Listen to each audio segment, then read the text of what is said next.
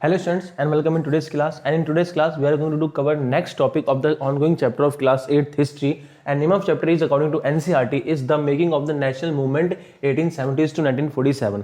देखो last class हमने यहाँ पे ये देख लिया था कि जो आपके अंग्रेज थे वो किस तरह से इंडियंस के बीच में हिंदू मुस्लिम का भेदभाव लेके आते हैं, और जिसकी वजह से 1905 के अंदर जो बंगाल होता है उसको डिवाइड करने की बात की जाती है। और जब 1905 के अंदर बंगाल को डिवाइड करने की बात की जाती है तब उस टाइम पे हमारे काफ़ी प्रोमिनेंट लीडर बंगाल के जिनको लाल बाल पाल यानी कि लाल लाजपत राय, बाल गंगाधर तिलक और बिपिन चंद्र पाल थे। और उसके बाद से इंडिया का जो फ्रीडम का जो स्ट्रगल था वो काफ़ी ज़्यादा प्रोमिनेंट हो जाता है, काफ़ी ज़्यादा स्ट्रांग हो जाता है। अब उसके बाद जब सारे इंडियंस एक हो जाते हैं और ब्रिटिश के अगेंस्ट बोलने लग जाते हैं on the partition of the Bengal, तो उसके बाद ब्रिटिश का क्या रिएक्शन होता है वो हमें देखना है। तो देखो यहाँ पे जो नेक्स्ट टॉपिक है वो इसी के बारे में बताता है, क्या formation of Muslim league.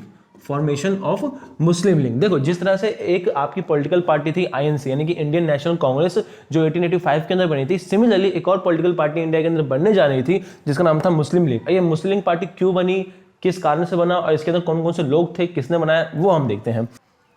In 1906, Aga Khan and Nawab Salimullah Khan formed All India Muslim League supported by Viceroy Minto। देखो बेसिकली मैंने आपको पहले ही बताया था कि जो ब्रिटिशर थे वो हमेशा से क्या करते थे, इंडिया के अंदर हिंदू मुस्लिम को अलग करने की कोशिश क्या करते थे। तो ब्रिटिशर ने क्या किया कि जो उस टाइम पे जो इंडिया के अंदर जो जितने मुस्लिम्स थे उनको ये कहा कि इंडिया के अंदर जो आईएनसी यानी कि इंडियन नेशनल कांग्रेस पार्टी है वो पार्टी सिर्फ और सिर्फ हिंदुओं को सपोर्ट करती है, मुस्लिम को सपोर्ट नहीं करती। ये बात किसने कहा, ये बात ब्रिटिशर ने कहा।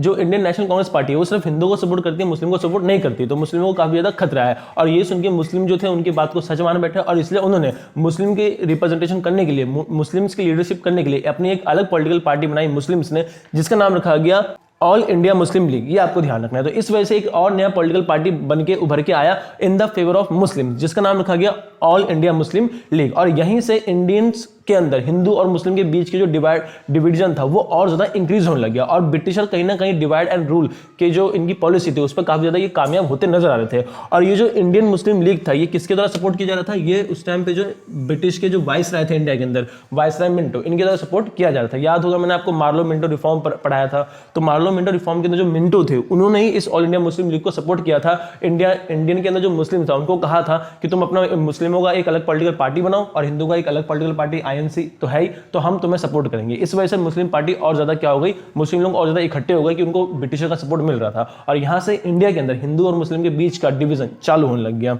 अब देखो ये जो इंडिया मुस्लिम लीग बना था, इस ऑल इंडियन मुस्लिम लीग की क्या मेन ऑब्जेक्टिव थे ये हम देखते हैं। तो पहला ऑब्जेक्टिव ये था to safeguard the political and the other right of the Indian Muslim. इनका पहला ऑब्जेक्टिव ये था कि ये क्या करें, जो इंडिया के अंदर जो मुस्लिम है जिनको ये कान में भर दिया गया है कि जो इंडियन नेशनल कांग्रेस है वो सिर्फ हिंदुओं के बारे में सोचते हैं, तो इनका मोटिव ये था कि इंडिया के अंदर जितने भी मुस्लिम्स हैं उनको सेफ किया जाए। इन बेवकूफ़ों को ये नहीं पता था कि भाई मुस्लिम तो पहले से ही सेफ है, बट बस ब्रिटिश इनका कान भर रहे हैं, लेकिन दिखा नहीं इनको। उसके क्या कहता है, to create a feeling of loyalty among Indian Muslim towards the British rule. दूसरा जो उनका मेन मोटिव था ये था कि इंडिया के अंदर जितने भी मुस्लिम्स हैं उन सबके मन में ये डाल दिया जाए कि जो हिंदुस्तान के अंदर जो हिंदूज हैं वो हमारे भाई नहीं है, आईएनसी हमारे भाई नहीं है, बल्कि हमारे जो भाई हैं, हमारे जो अपने हैं वो ब्रिटिशर है। ऐसा क्यों, क्योंकि भाई ब्रिटिश इनको सपोर्ट कर रहे थे, ब्रिटिश के जो वाइसरॉय मिंटो थे वो मुस्लिम्स को सपोर्ट कर रहे थे। इसलिए मुस्लिम लीग जो थी उनका मेन मोटिव ये बन गया कि भाई इंडिया के अंदर जितने मुस्लिम है सबको ब्रिटिश की तरफ लाके खड़ा कर देना, मतलब हद है, ठीक है। और ये वही मुस्लिम है जो आज के टाइम में पाकिस्तान के अंदर रहते हैं। नेक्स्ट है to create friendly relation of Muslims with other, ठीक है। और साथ में उन्होंने ये भी डिसाइड किया कि हम जो साथ में जो ऑल इंडिया मुस्लिम लीग था इनका दूसरा मोटिव यही बना कि भाई हम अपना रिलेशन ब्रिटिश से तो अच्छा करेंगे, साथ ही साथ ब्रिटिश के अलावा जो इंडिया के अंदर दूसरे पॉलिटिकल पार्टी है, दूसरे जो लोग हैं, दूसरे जो कम्युनिटी के लोग हैं उनके साथ रिलेशन अच्छा करके रखेंगे। नेक्स्ट है नेशनलिस्ट मूवमेंट। अब देखो यहां तक हमने ये समझा कि जो इंडिया के अंदर ऑल इंडियन मुस्लिम लीग था ये क्यों बना, इसका बनने का क्या कारण था, ठीक है। नेशनलिस्ट मूवमेंट, देखो नेशनलिस्ट मूवमेंट का मतलब क्या है कि जो हालांकि देखा जाए तो 1885 जब Indian National Congress political party बना तभी से एक नेशनलिस्ट मूवमेंट इंडिया के अंदर स्टार्ट हो चुका था इंडिया को आजाद करने के। लेकिन इस बीच काफी ऐसे छोटे मोटे मिसलेनियस चीजें हुई जिसको हमें पढ़ना समझना बहुत जरूरी है, और वो भी क्या है, वो नेशनल मूवमेंट का ही पार्ट है। तो जो हमारा नेक्स्ट टॉपिक है नेशनलिस्ट मूवमेंट, इसके अंदर हम अलग अलग लोगों के बारे में, अलग अलग सोसाइटी के बारे में पढ़ेंगे कि जब ये मूवमेंट चल रहा था तो सिर्फ उसमें क्या गांधी जी, लाल बाल पाल या फिर ऐसे लोग ही थे, कोई और लोग नहीं थे क्या, तो उनके बारे में हम देखते हैं। तो इस नेशनलिस्ट मूवमेंट के अंदर काफी अलग अलग इंसिडेंट हुए, तो उन अलग अलग इंसिडेंट्स को इस टॉपिक के अंदर हम पढ़ेंगे। तो पहला इंसिडेंट क्या कहता है, खुद्दीराम बोस along with प्रफुल्ला चक्की प्लान टू किल किंग्सफोर्ड जज ऑफ मुजफ्फरपुर। देखो यूपी के मुजफ्फरपुर के अंदर एक जज थे, ब्रिटिश जज, जिनका नाम क्या था, किंग्सफोर्ड था। तो ये जो किंग्सफोर्ड जज था, इनके जो भी डिसीजन हुआ करते थे वो डिसीजन काफी बाइसाइड हुआ करते थे। बाइसाइड मतलब ये कि ये जो भी डिसीजन लेते थे वो हमेशा इंडियंस के अगेंस्ट हुआ करता था और ब्रिटिश के फेवर में हुआ करता था। तो इससे परेशान होकर उस टाइम पे जो इंडिया के दो बहुत ही कम एज के जो रिवॉल्यूशनरी थे, जिनका नाम खुदीराम बोस और दूसरे का नाम प्रफुल्ला चक्की था, इन दोनों ने मिलकर डिसाइड किया कि वो इस मुजफ्फरपुर कोर्ट के इस जज किंग्सफोर्ड को मारेंगे और इन्होंने इसके ऊपर बम फेंक दिया था।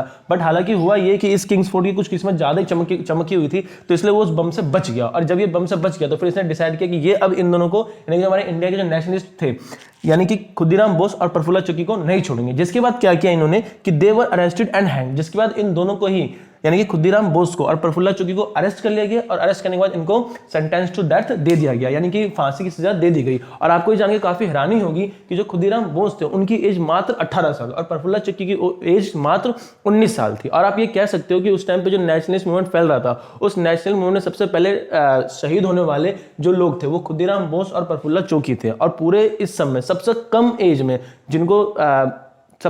एज में जिनको शहादत मिली वो खुदीराम बोस ही थे, क्योंकि प्रफुल्ला चक्की की एज लगभग 19 साल थी, लेकिन खुदीराम की बोस उससे भी कम 18 साल थे। मतलब 18 और 19 साल की उम्र में इन्होंने देश के लिए अपनी जान निछावर कर दी। हमें ये पता है कि भगत सिंह, राजगुरु, सुखदेव, इन्होंने भी अपनी जो ये भी थे ये फांसी पे चढ़े थे, लेकिन 1931 के करीब हुआ था ये। लेकिन ये लगभग 1905 के समवेयर में ही इनको फांसी की सजा दे दी गई थी, इतने कम उम्र में। जहाँ पे आज के टाइम पे इतने कम उम्र के लोग सोना बाबू करते हैं व्हाट्सएप, फेसबुक पे, सोशल मीडिया पे, वहीं पे इन्होंने अपने टाइम पे हिंदुस्तान के लिए जान दे दी थी। ये आपको ध्यान रखना है।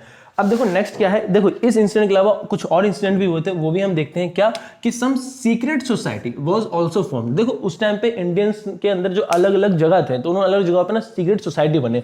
सीक्रेट सोसाइटी का मतलब क्या होता है कि लोगों का एक ऐसा ग्रुप जो अपने कंट्री के लिए छुप के बैकग्राउंड से कुछ काम करता है। और ऐसा नहीं कि सीक्रेट सोसाइटी सिर्फ इंडिया के अंदर ही बने थे, सीक्रेट सोसाइटी रशिया के अंदर ही बनाए गए थे, फ्रांस के अंदर ही बनाए गए थे। फ्रांस के लोगों ने अपने कंट्री के लिए बनाए, रशिया के लोगों ने अपनी कंट्री के लिए बनाए। इस तरह से इंडिया के अंदर भी इंडियंस लोगों ने एक सीक्रेट सोसाइटी अपने लोगों के लिए बनाई। तो एक नहीं, दो नहीं, काफी ऐसे सीक्रेट सोसाइटी थे जो कि इंडिया के अंदर बने थे। उनके बारे में अब हम देखते हैं।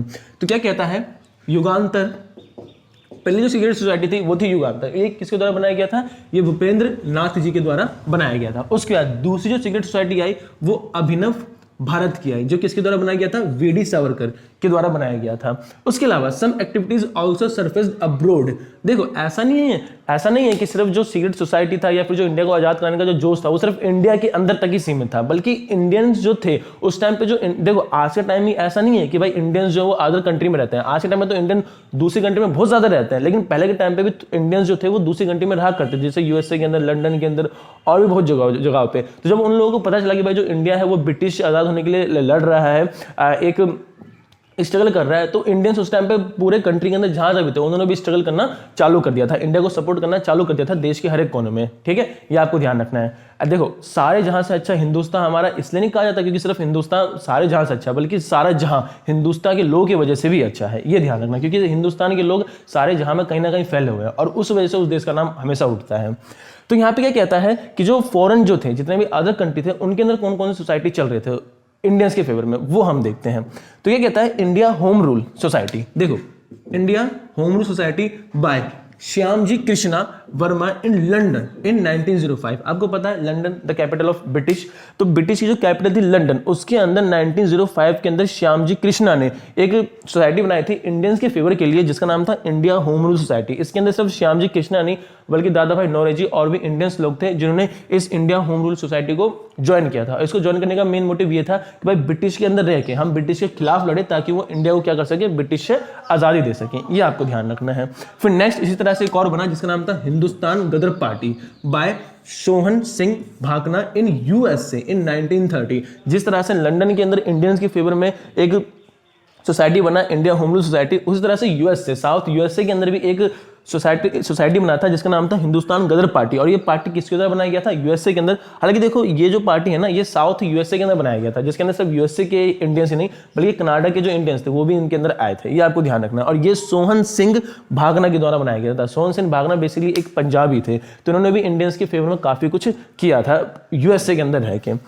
और देखो सिर्फ सोहन सिंह ही नहीं बल्कि और भी ऐसे अदर इंडियंस, प्रोमिनेंट इंडियंस थे यूएसए के अंदर जिन्होंने हिंदुस्तान गदर पार्टी को ज्वाइन किया था। जैसे यहाँ पे लिखे हुए नेम लाला हरदयाल, काशीराम, करीम बख्श एंड अजीत सिंह और भी बहुत से लोग, ये आपको ध्यान रखना है। तो कहने का मतलब ये है बेसिकली कि सिर्फ इंडिया के अंदर इंडियंस ही नहीं थे ऐसे जो इंडियंस को आज़ाद करने की कोशिश कर रहे थे, बल्कि जो इंडियंस अदर कंट्री में रहते थे, सारे जहां में रहते थे, वो भी इंडियंस के लिए लड़ रहे थे। और जो पॉलिटिकल पार्टी थी अदर कंट्री की, जैसे हिंदुस्तान गदर पार्टी या फिर इंडिया होम रूल, इन सब ने इंडियंस को रिक्वेस्ट की थी कि भाई जो भी आउट ऑफ इंडिया रहते हैं वो इंडियंस इंडिया के अंदर जाए और ब्रिटिश के खिलाफ लड़ने में इंडियंस का सपोर्ट करें, चाहे वो इंडिया के अंदर रह के या फिर अदर कंट्री के अंदर रह के। ये आपको ध्यान रखना है। तो यहाँ तक हमने क्या पढ़ा कि जो मुस्लिम लीग सोसाइटी था वो कैसे बना, मुस्लिम लीग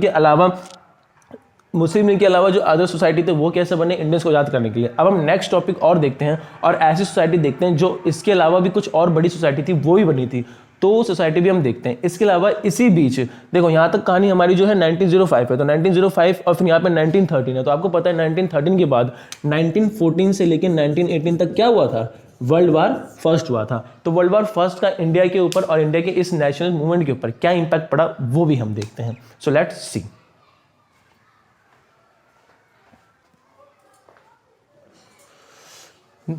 तो देखो यहाँ तक हमने ये देख लिया कि किस तरह से इंडियन रिवॉल्यूशन के टाइम, इंडियन मूवमेंट के टाइम अलग अलग जगह पे अलग अलग लोगों के द्वारा अलग अलग मूवमेंट, अलग अलग सोसाइटी बनाई जा रही थी और उस बीच मुस्लिम लीग का क्या रोल हुआ वो भी हमने देखा। अब हम ये देखते हैं कि जब 1913 के बाद यानी कि 1914 से लेकर 1918 में जब इंडिया वर्ल्ड के अंदर वर्ल्ड वार फर्स्ट चल रहा था, तो उसमें ब्रिटिश का क्या रोल था और ब्रिटिश के रोल होने की वजह से इंडियन के ऊपर उसका क्या इंपैक्ट पड़ा वो हम देखेंगे। तो नेक्स्ट टॉपिक है the first world war and national movement. First world वार जो पूरे वर्ल्ड में चल रहा था और एक नेशनल मूवमेंट जो सिर्फ इंडिया कंट्री के अंदर इंडिया को आजाद करने के लिए चल रहा था। तो क्या हुआ, the first world war took place between 1914 to 1980। तो ये तो आपको पता ही है कि जो फर्स्ट वर्ल्ड वार था वो 1914 से लेकर 1980 के बीच में हुआ था। अब आगे कहता है, आगे इसमें कहता है कि the British also took active part and declared that they were fighting war for freedom. अब इस बीच में क्या था, जब 1914 से लेकर 1918 के बीच पूरे वर्ल्ड के अंदर वर्ल्ड वार फर्स्ट चला था। वर्ल्ड वार का मतलब ये है कि उस टाइम पे वर्ल्ड वार फर्स्ट के अंदर लगभग 37 कंट्रीज थे जो दो अलग अलग ग्रुप्स के अंदर, अलाइड और नेशनल ग्रुप के अंदर होकर एक दूसरे से लड़ती हैं। तो उस ग्रुप के अंदर ब्रिटिश भी था जो उस वर्ल्ड वार के अंदर लड़ रहा था। हालांकि इंडियंस नहीं थे लेकिन ब्रिटिश थे, और क्योंकि उस टाइम पे जो इंडिया था वो ब्रिटिश की कॉलोनी थी, ब्रिटिश के अंडर में था, इसलिए इंडियंस को भी ब्रिटिश की तरफ से होकर वर्ल्ड वार के अंदर लड़ना पड़ा था। लेकिन इसका क्या था, इसका ना एक लालच इंडियंस को दिया गया था। क्या दिया गया था वो इसमें आपको बताया हुआ है कि they were fighting war for freedom. इसमें ब्रिटिशर ने इंडियंस को ये कह दिया कि भाई अगर इंडियंस हमारी तरफ से वर्ल्ड वार में लड़ते हैं तो हम लड़ाई होने के बाद और वर्ल्ड वार जीतने के बाद इंडियंस को आज़ाद कर देंगे, यानी कि इंडियंस को एक फ्रीडम दे देंगे। अब इससे क्या हुआ, इससे जितने भी इंडियंस थे वो सारे मोटिवेटेड हो गए और इन्होंने सारे पॉसिबल हेल्प किए ब्रिटिशर के लिए ताकि ब्रिटिशर इस वर्ल्ड वार को जीत जाए और हमें आज़ादी मिल जाए। हालांकि वर्ल्ड वार के अंदर ब्रिटिश जीत चुके थे, उनकी जो ग्रुप था वो जीत चुका था, लेकिन क्या वो इंडियंस को आज़ाद करते हैं वो हम देखते हैं। तो after which Indians were recruited in the army and sent upward for the war. ठीक है, जब ब्रिटिशर ने ये प्रॉमिस किया इंडियन से कि भाई इंडियंस जो है हमें वर्ल्ड वार के अंदर हेल्प करो, मदद करो, अगर हम जीत गए तो हम तुम्हें आजाद कर देंगे। तो उसके बाद जितने भी इंडियंस थे उन सबने सारी की सारी हेल्प की। इनफैक्ट ब्रिटिश के जो उस टाइम पे आर्मी में जो सिलेक्शन हो रहा था तो उस सिलेक्शन के अंदर इंडियंस जा रहे थे ताकि वो ब्रिटिश के साथ वर्ल्ड वार में लड़ सके और इंडिया को आज़ादी मिल जाए। लेकिन but later British retract from their promise. But जब 1918 आया, वर्ल्ड वार फर्स्ट खत्म हुआ, ब्रिटिश जीत गए, लेकिन जैसा उन्होंने प्रॉमिस किया उन्होंने अपना प्रॉमिस नहीं निभाया, अपना वादा वो तोड़ चुके थे। ठीक है, which gave a high shock to Indians, और जिसके बाद इंडियंस को काफी बड़ा सदमा, धक्का, शॉक लगा। ये आपको ध्यान रखना है। तो ये एक वर्ल्ड वार की कहानी है जो इंडियन नेशनल मूवमेंट के साथ जुड़ी हुई है। लेकिन हालांकि जो मूवमेंट था वो इंडिया के अंदर और ज्यादा स्पीड हो गया और इंडिया का गुस्सा और ज्यादा बढ़ गया। उसी बीच क्या हुआ कि एक दूसरी सोसाइटी की स्टैब्लिशमेंट इंडिया के अंदर हुआ जिसका नाम था होम रूल लीग सोसाइटी। अब देखो ये होम रूल लीग क्या है इसके बारे में हम पढ़ते हैं। देखो इससे पहले जो भी मैंने एक और पढ़ाया था जो 1905 के अंदर लंदन के अंदर स्टैब्लिश हुआ था, उसका नाम क्या था, उसका नाम इंडियन होम रूल सोसाइटी था। तो वो इंडियन होम रूल सोसाइटी जो 1905 में लंदन के अंदर स्टैब्लिश हुआ था वो एक अलग है, और ये दूसरा अलग सोसाइटी जिसका नाम होम रूल लीग है और इसको इंडिया के अंदर स्टैब्लिश किया था। ये आपको ध्यान रखना है। तो वो और ये दोनों अलग अलग है, दोनों को एक मत समझना। तो हम देखते हैं home rule league was started by बाल गंगाधर तिलक इन 1916 इन पुणे। जो आपका वो इंडियन होम रूल लीग था वो लंदन के अंदर स्टैब्लिश किया गया था, और ये आपका इंडिया पुणे यानी कि इंडिया के अंदर जो महाराष्ट्र है उसके अंदर पुणे के अंदर 1916 के अंदर स्टैब्लिश किया गया था। और 1916 के अंदर किसके द्वारा स्टैब्लिश किया गया था, हमारे लीडर बाल गंगाधर तिलक जी के द्वारा स्टैब्लिश किया गया था। At the same time an Irish lady Annie Besant Annie Besant से started a same movement in Madras. ठीक है, जब देखो 1916 के अंदर ये home rule league movement start किया गया था पुणे महाराष्ट्र के अंदर बाल गंगाधर तिलक के द्वारा, उसी टाइम सेम टाइम पे एनी बेसेंट एक इंग्लिश लेडी थी जिन्होंने इंडिया के अंदर साउथ के अंदर वही सेम मूवमेंट स्टार्ट किया था। ये आपको ध्यान रखना है। सून बोथ लीग कम टुगेदर, और जब आयरिश लेडी जो एनी बेसेंट थे उन्होंने साउथ में स्टार्ट किया और जो बाल गंगाधर तिलक थे उन्होंने 1916 में पुणे के अंदर स्टैब्लिश किया, तो दोनों ही सोसाइटी बाद में एक हो गई, एक मिल गई। और इसको क्या, और इनका जो मेन मोटिव था इस सोसाइटी का वो क्या था कि their main objective was to establish home rule और स्वराज इन इंडिया। और इनका जो मेन ऑब्जेक्टिव था इन दोनों ही लीग का, इन दोनों ही लोगों का, बल्कि हर किसी का यही मेन ऑब्जेक्टिव था कि भाई इंडिया के अंदर ब्रिटिशर को भगाना है और यहाँ पे होम रूल का मतलब खुद का राज, यानी कि स्वराज, खुद का राज लेके आना है। ये आपको ध्यान रखना है।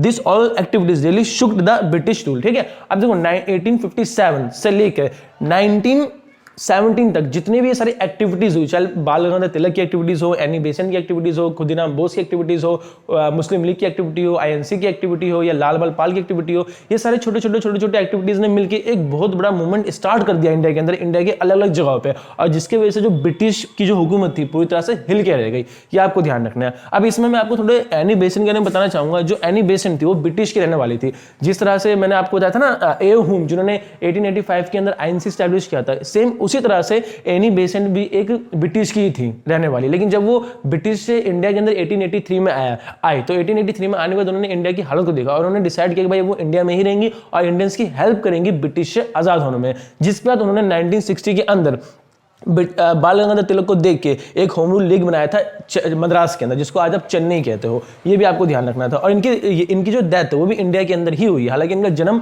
ब्रिटिश में हुआ लेकिन इनकी डेथ इंडिया में ही हुई, इंडियन को आज़ादी दिलाने के मूवमेंट के अंदर ही। ये आपको ध्यान रखना है। और साथ में ये एक ऐसी पहली लेडी थी जिन्होंने आईएनसी यानी कि इंडियन नेशनल कांग्रेस को प्रेसिडेंट किया था। ये भी आपको ध्यान रखना है। पहली lady to president the Indian National Congress वो कौन थी? एनी बेसेंट ही थी। ये आपको ध्यान रखना है। ये एक राइटर भी थी, सोशलिस्ट भी थी, पॉलिटिक्स भी थी। ये सारी बातें आपको ध्यान रखनी है। तो देखो यहां तक हमने ये समझ लिया कि भाई 1870 से लेके 1916 तक किस तरह से ब्रिटिश के ऊपर एक बहुत बड़ा दबाव अलग अलग जगह से अलग लोगों पर पड़ने लगा। अब इस बीच देखो अभी तक नेहरू जी नहीं आए, गांधी जी नहीं आए, भगत सिंह नहीं आए, राजगुरु नहीं आए, सुखदेव नहीं आए। ऐसे बहुत से नेम हैं जो अभी तक हमने इसके अंदर नहीं सुना है। क्यों? क्योंकि वो अब आगे आएंगे, तो उनके बारे में हम देखेंगे नेक्स्ट क्लास के अंदर। जब तक share this all video with your friends.